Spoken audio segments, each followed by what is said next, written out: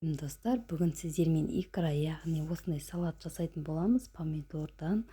Достар, өте дәмі ерекше болып шығады. Маған подписаться жасап, қоңыраушығын басып қойды ұмытпаңыздар, достар.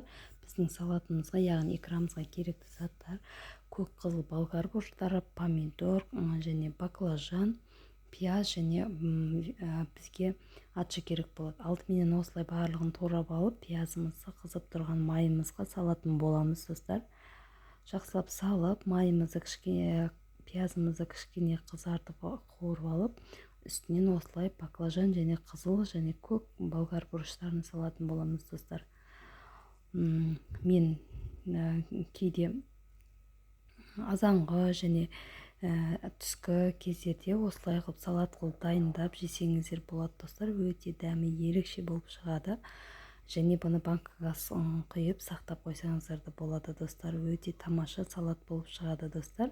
Осылайша помидорымды, туралған помидорымды үстіне салып, жақсылап біркелкі етіп араластырып алатын боламын, достар. Міне осылай тұзымды салатын боламын. Дәміне қарай тұзымызды саламыз.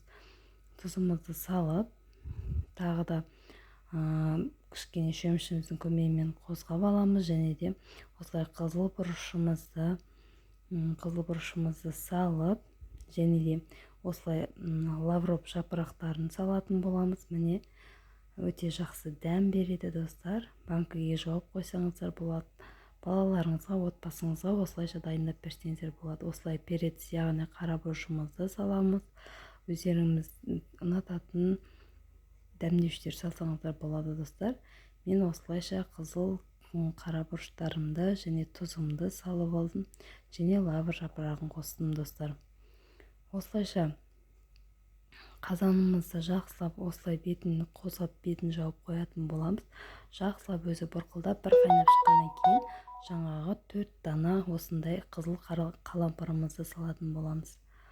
Қызыл қалампырымызды салып, жақсылап бір қозғап алып бетін жауамыз. Міне, достар, менің салатым дайын. Банкіге құйып, осылайша дәмін татып көрсеңіздер болады.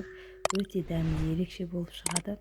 Жасап көріңіздер. Менің видеома лайк басып, комментарий жазып тіркеліп қойды ұмытпаңыздар, достар.